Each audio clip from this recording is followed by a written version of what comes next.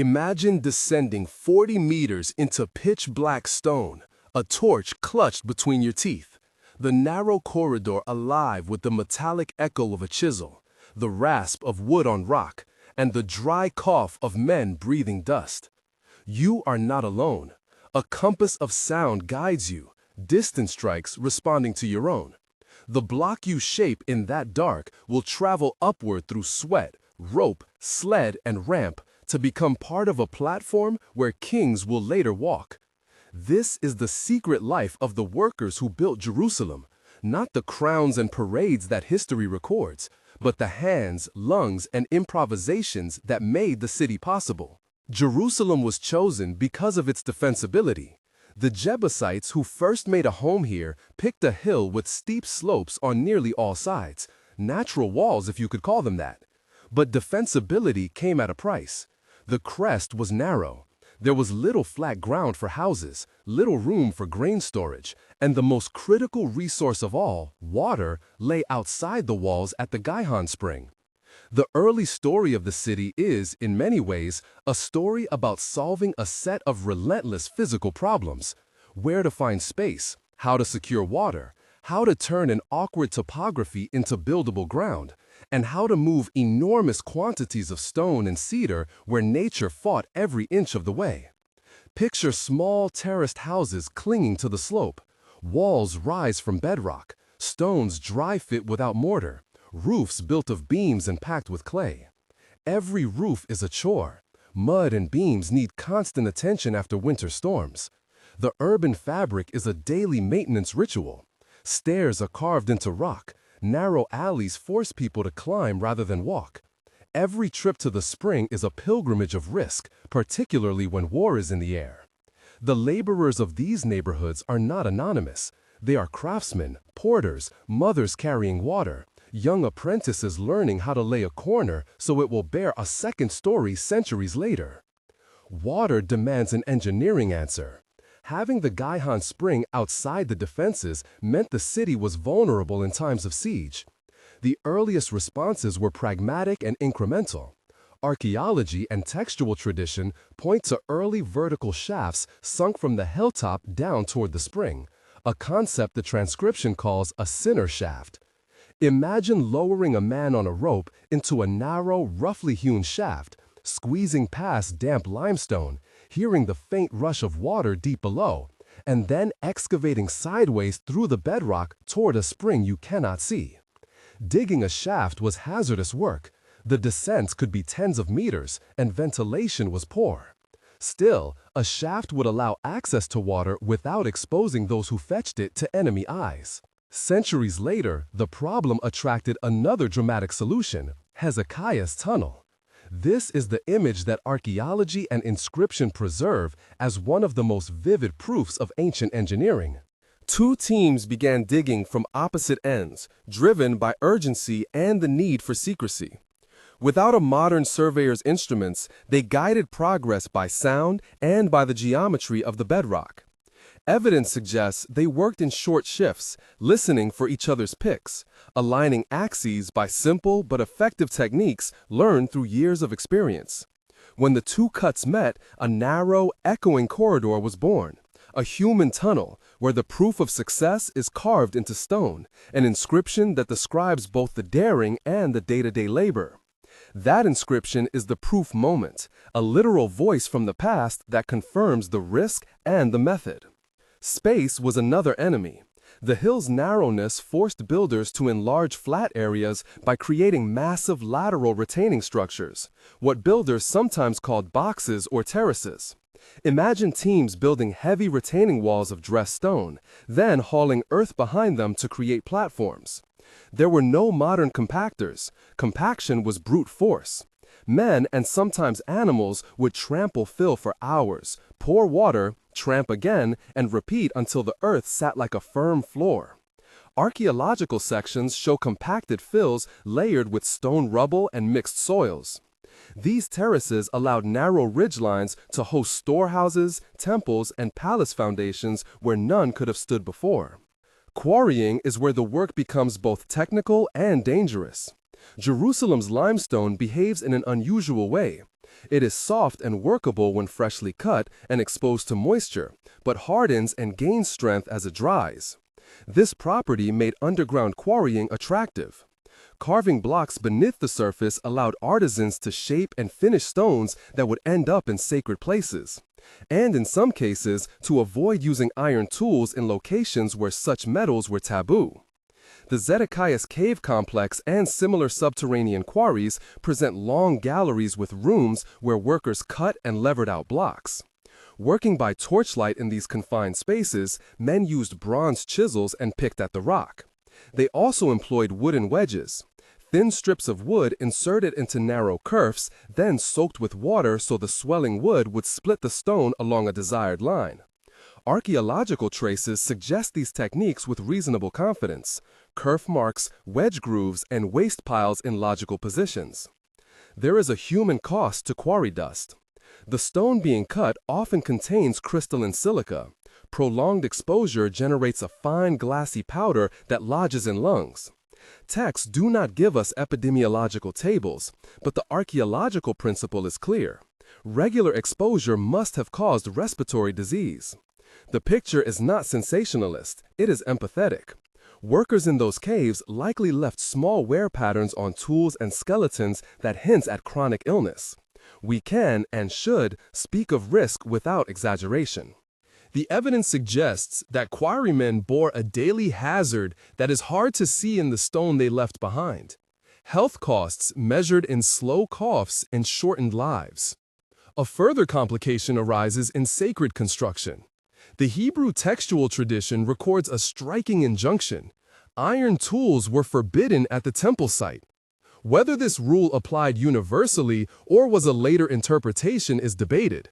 The text itself frames the rule as a ritual boundary, and archaeological evidence may support the practice in certain contexts. The practical consequence was technological. If iron wasn't allowed at the sacred precinct, final dressing of temple stones had to happen away from the site, often underground or in nearby quarries. Finished stones would then be brought in ready to set, and masons at the site would need to fit them with extraordinary precision without resorting to iron chisels. This ritual restriction partly explains one of Jerusalem's most astonishing technical achievements: the precision of stone fittings. In many Herodian and earlier constructions, dressed blocks meet with joints so tight that a thin instrument cannot be inserted between them. Archaeological surveys of some wall faces show stones fitted to tolerances possibly within a millimeter. That degree of accuracy suggests a system. Stones were cut and finished in controlled settings. Joints were tested against templates or trial placements, and transport was arranged to protect those precise edges. To prevent damage during hauling, stones received protective measures: padded edges, leather or wooden cushions, and recessed margins carved into the stone so that the bearing surface would be protected during transit. These padded or recessed margins are a visible signature in Herod's later work, where you can see the indentation that kept the dressed face intact until final placement. Moving those enormous stones demanded a logistics network that read like a manual of improvisation. Builders likely employed sledges slid over lubricated tracks and rollers under sledges when the grade allowed. Teams of men and animals hauled with ropes braided from plant fibers. Brake crews, men tasked with resisting downhill runs, would anchor lines to bodies, to stakes, and to crude brake devices carved from wood. For the very largest blocks, earthen ramps were essential. These ramps were built of packed earth, stone, and rubble, raised slowly in layers so that sledges could be drawn upward by human power. Constructing ramps consumed resources themselves. Fill had to be quarried and moved, and ramps required maintenance as they were used.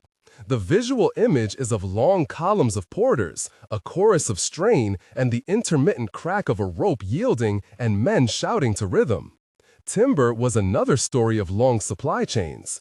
Jerusalem has little native cedar of the size needed for monumental beams. Phoenician merchants from Tyre supplied cedar by sea, floating the logs north to south on rafts, and then bringing them ashore to be hauled inland. The Phoenician seamanship is well known. They could load cedar onto rafts and skiffs for coastal transport, but from the shore, the journey became a grueling overland haul. Stories and likely reconstructions speak of special sledges and capstans to pull massive logs up inclines, and of specialized crews coordinating the timing between sea arrival and hill ascent. Imagine a flotilla of timber arriving, then the forest of Jerusalem's skyline altered by the arrival of great trunks destined to carry temple roofs and palace halls. There was a ritual and legal dimension overlapping with the technical. If iron tools were prohibited within the sacred precinct, metal tools were still used in quarries and for preparatory work. Bronze chisels were common. Wooden wedges, as noted, were part of the stone-splitting repertoire. The combination of soft stone, wooden wedges, and the practice of final dressing away from the shrine created a workflow in which the most skilled finishers worked in comparative safety, cutting and testing stones until they fit precisely. Then, a stone would be padded, numbered, and hauled to its final place. Marking systems, incised assembly marks, and numbered tags of sorts appear in some sites. These were the ancient equivalent of labels on prefabricated pieces. The city's vulnerability to fire and siege is one of the most dramatic parts of the worker's story, because it shows how quickly skilled labor and material investment could be undone. When Nebuchadnezzar's army sacked the city and the Babylonians burned structures, they did more than reduce buildings to rubble. Intense heat can chemically alter limestone in a process called calcination. Under extreme temperatures, limestone loses its carbonate structure and irreversibly turns into lime, a powdery, friable material that disintegrates when exposed to moisture. Archaeologists have found burned stones that crumble at touch, evidence that the fires reach temperatures sufficient to change the rock itself. Gold and other metals melted in the flames can be found in the fissures of rock, often having seeped into cracks during the heat and then been later plundered. In such episodes, the work of generations, the careful dressing of stones, the efforts to fit them together, was sometimes erased in the space of a single destructive campaign. Rebuilding under threat is a distinct mode of labor. The Book of Nehemiah gives a striking image: workmen on the walls, trowels in one hand and swords in the other. Archaeological layers show reconstruction employing burned stone, hurried mortar, and defensive measures. The textual claim that the walls were rebuilt in 52 days is striking and should be handled with care. It serves as a historical memory of speed and collective effort more than as a modern-day project timeline. Still, whether 52 days is precise or rhetorical, the essence remains. Urban rebuilding in the ancient Near East often combined guard duty and construction. Men who could swing a pick could also lift a shield. Communities arranged labor to respond both to the physical demands of rebuilding and to the military exigencies that threatened them. Sometimes, rebuilding scaled up to an almost architectural audacity. Herod the Great's expansion of the Temple Mount rewrote the hill's profile with massive platform stones and engineered terraces. Herodian blocks are famous for their size and for the recessed margins that preserve the dressed faces. Some blocks are so large that their weight and dimensions present problems even modern engineers find impressive. Herod's project required not only quarrying and dressing, but also an immense organizational capacity. Provisioning crews, staging ramps, and coordinating supply lines from quarries possibly miles away. The visible systems, margins, draft lines, and tags are part of Herod's signature, but underpinning them is a human story of coordination, risk, and technique. The monumental scale cannot be understood without the men and women who shaped and moved every stone. Return with me to the quarry for a moment. In the half-light, a mason tests an edge against a template, chiseling millimeters from a face, breathing dust that will linger in his throat. Another worker sits on the ground and bores a hole for a wooden wedge, taps it in, and siphons water into the kerf until the wood swells and the rock cracks cleanly along the line. Nearby, a group prepares a sled, a plank bed, runners greased with oil and water, a rope looped around the capstan. Someone carves leather pads to protect the stone's protruding edges. Men take their places, some to pull, some to steady the load, some to watch for dangerous shifts. The work feels choreographed because it has to be. Centuries of trial and error have molded these practices into a repertoire of gestures that keep the stone intact, the men alive, and the project moving forward. There are many things we do not know with certainty. How many men towed a particular monolith?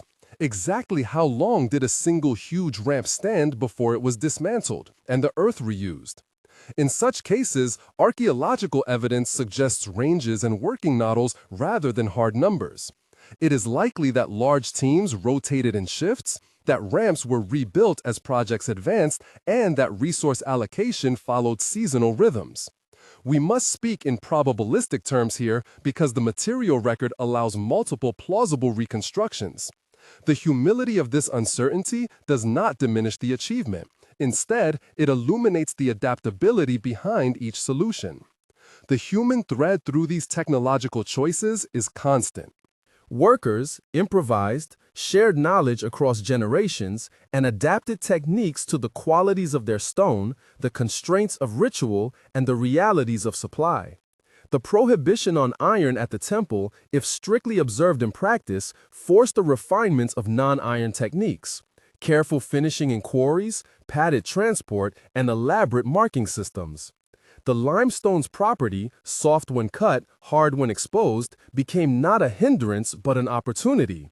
Craftsmen could achieve remarkable precision because they could work the stone while it was forgiving and allow it to harden later into permanence. Catastrophe and reconstruction leave distinct marks in the archaeological record. Burned strata reveal the violence of destruction, calcined stones crumble into powder when touched, and scoured layers tell of hurried stripping of usable materials by invaders. But the record also contains traces of recovery. Patched masonry, reused blocks with different dressing styles, and inventive compromises where burned stone was reshaped into new forms. Nehemiah's walls exemplify a communal, armed rebuilding. Work that is simultaneously construction and defense. The pace and unity of such efforts are as much social phenomena as technical ones. A community reorganized to rebuild its walls and restore its identity. One of the most arresting images preserved from this engineering tradition is the Hezekiah inscription carved into the interior of the tunnel, an artisan's short, almost bureaucratic record of a risky, secretive job. The inscription does more than attest to construction, it personalizes it. The words tell us not only that the tunnel exists, but that people wanted to record how they built it. That is the human impulse behind all the stonework, to leave a durable trace, to set in rock and arguments against oblivion. Herodian finishes are another proof moment. Walk close to a Herodian wall and run your hand along the recessed margins. The dressed faces speak to careful planning and intentional protection during movement. The visible draft lines, the palm-sized marks of a mason's tool, the staggered courses, each bears witness to a methodical labor story. These are not accidents of time. They are signatures of practice, repeated over generations and adapted to new political ambitions. There are quieter human details too. The porters who hauled cedar inland likely sang to maintain rhythm, swallowed dust and salt sweat, and threaded the line of march past alcoves where women and children gathered water.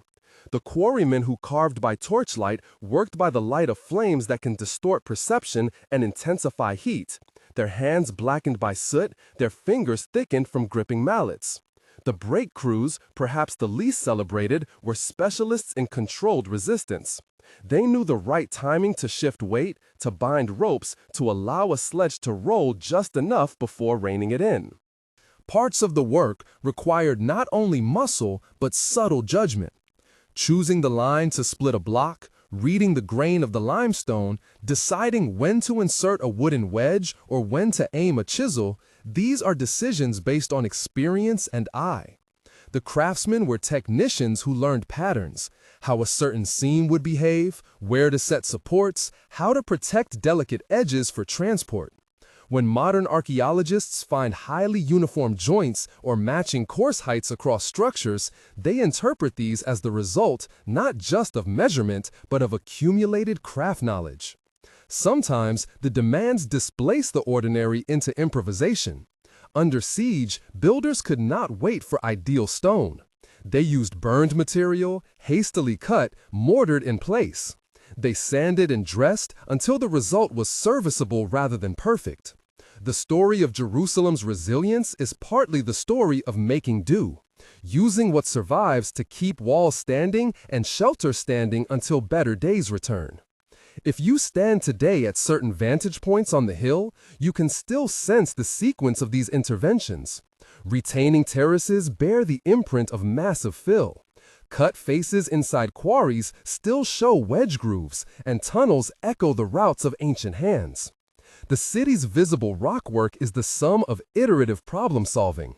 The attempt to repel water scarcity, to make hard places livable, to reconcile sacred law with practical necessity, and to move materials in defiance of steep slopes. There are also episodes of loss that shape our understanding.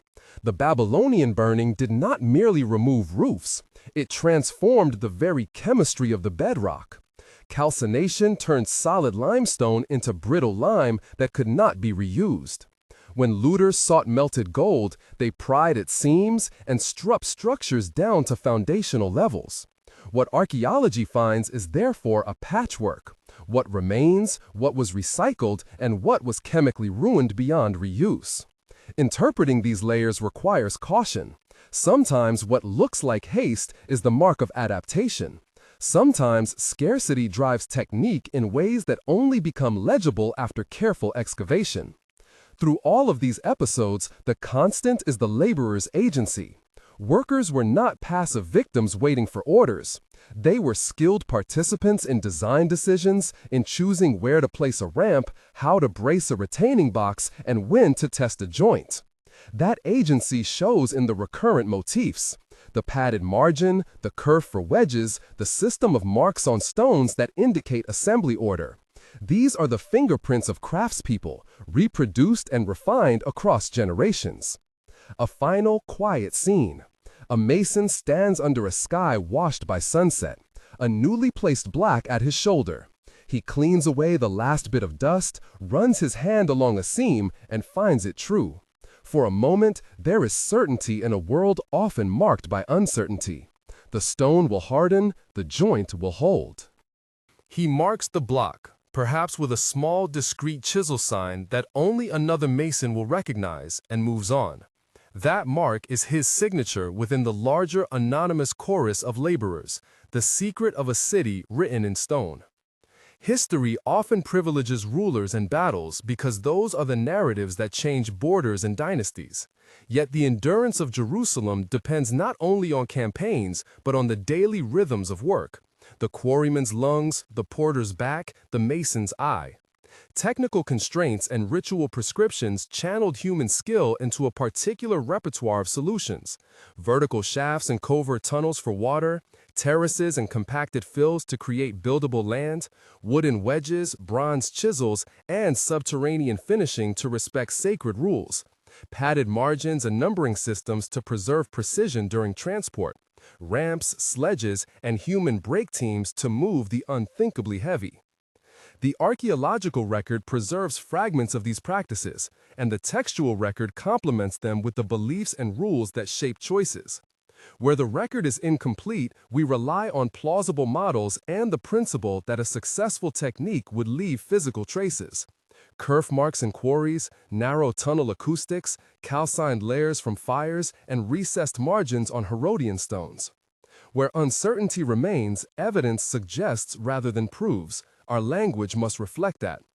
As the scene closes, think of the city as a palimpsest of effort. Each generation overwrote the last, sometimes gently, sometimes violently, but always leaving traces of the human labor that created and recreated the place. The rock is both material and metaphor, sometimes resilient, sometimes chemically altered by fire, always shaped by hands. The secret life of Jerusalem's workers is the living story beneath the city's more visible history of kings and sieges. It is a story of adaptation, skill, suffering, and stubborn hope.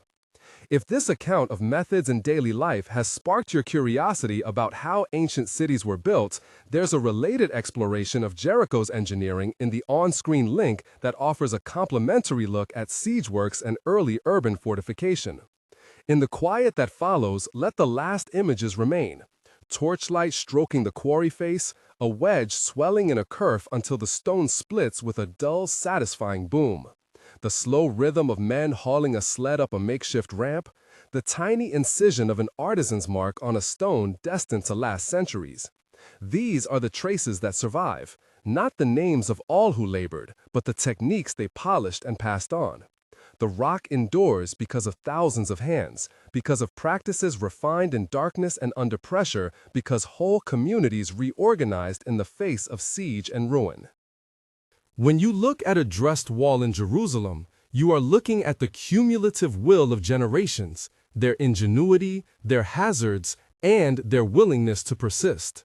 Subscribe if you want more deep dives into the archaeology that reveals the everyday work behind history, and follow the link to see the related episode on Jericho. If the next time you pass an ancient wall, you run your hand along a seam, take a moment to imagine the torchlight and the cough of the quarryman who first shaped that stone. His hands gave shape to history.